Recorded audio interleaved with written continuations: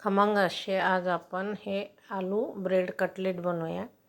करायलासुद्धा कमीत कमी साहित्यामध्ये आणि झटपट होणारा छान कुरकुरीत असे आणि तुम्ही लहान मुलांना हे टिफिनमध्ये पण देऊ शकता. चला तर आपण सुरुवात करूया.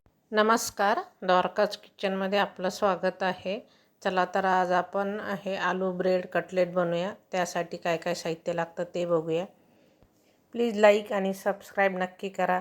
चला तर मी एक कांदा आणि 2 छोटे गाजर घेतले, मोठे मोठे तुकडे करून घेतले. एक मिरची कट करून घेतली. आता आपण हे चॉपरमधून एकदम बारीक करून घेऊया. जेवढं बारीक करता येईल तेवढं बारीक करून घ्यायचं आहे. छान बारीक झालं बघू शकता तुम्ही. आता आपण हे बाजूला ठेवून देऊया.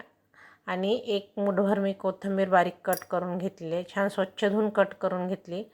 आता हे मी ब्राऊन ब्रेड घेतलेले आहे.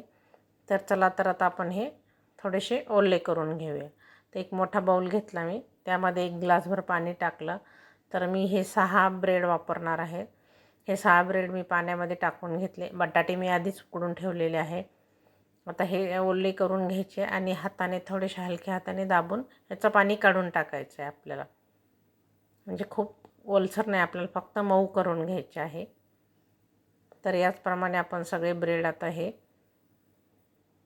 छान असं पाणी काढून घेतलं, हलक्या हाताने दाबून दाबून. आता एका मोठ्या बाऊलमध्ये काढून घेतले आणि हाताने छान कुस्करून घ्यायचे आहे, म्हणजे त्यामध्ये मोठा तुकडा नाही राहिला पाहिजे. तर आता मी हे 2 आलू मगाशी म्हटल्याप्रमाणे उकडून ठेवले, मोठे आलू घेतलेले आहे. 6 ब्रेडसाठी 2 मोठे आलू घेतले, उकडून सालं काढून घेतलेले आहे. तर आता सालं काढून घेतल्यानंतर आपण याला किसून घेणार आहोत. किसून घेतल्यामुळं काय होतं, एकसारखं मिक्स होते आणि त्यामध्ये त्याच्या हे नाही राहत, फोडी नाही राहणार. छोट्या मोठ्या जर असले तर आपण ते नंतर छान मळून घेऊच किंवा हाताने पण कुस्करू शकतो. आता हे 2 बटाटे किसून घेतले. आता छान मिक्स करून घेऊया आपण हे सगळं मिश्रण ब्रेड आणि आलूचं. त्यानंतर आपण त्यामध्ये जे गाजर आणि कांदा बारीक कट केलेला आहे, हिरवी मिरची ते टाकून घेतली. तिखट तुम्ही तुमच्या आवडीनुसार कमी जास्त करू शकता. तर कोथिंबीर घातली. मॅगी मसाला घातलेला आहे. मसाल्याच्या डब्याचा जो चमचा आहे त्या चमच्याने 1 चमचा. थोडेसे चिली फ्लेक्स घातलेले आहे. मीठ घातले चवीनुसार. जर मसाल्याच्या डब्याचा चमचा तर 1 चमचा मी मिरे पावडर घातलेले आहे. अर्ध्या लिंबाचा रस घातलेला आहे. तुम्ही तुमच्या आवडीनुसार अजून 1-2 भाज्या याच्यामध्ये ॲड करू शकता.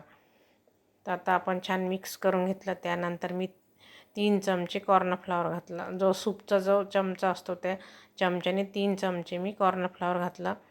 छान मळून घ्यायचं, म्हणजे जेवढं जास्त तुम्ही मळून घ्याल तेवढं जास्त एकजीव होते आणि छान घट्टही पीठ होते.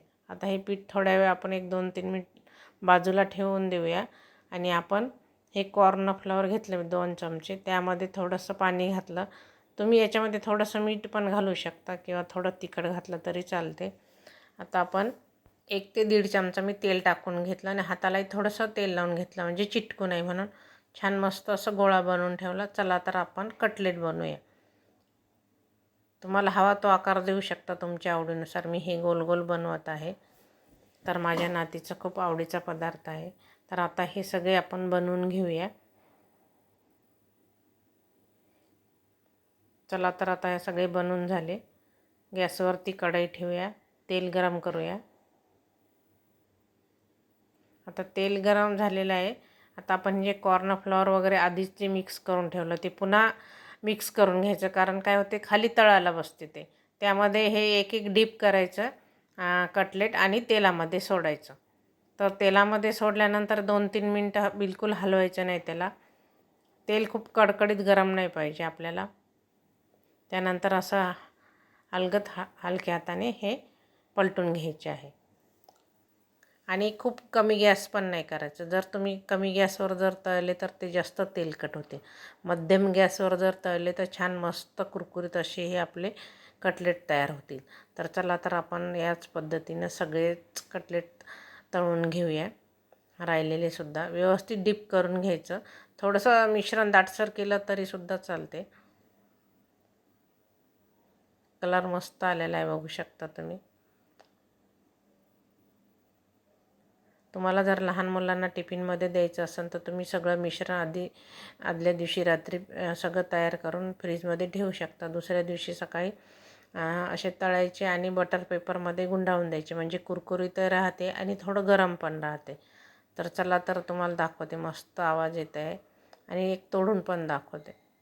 छान वरून मस्त क्रिस्पी आणि आतून मऊ असे आपले हे आलू ब्रेड कटलेट तयार झाले. तुम्ही सॉससोबत खाऊ शकता किंवा दह्याची चटणी जी आपण करतो डोश्यासोबत, इडलीसोबत.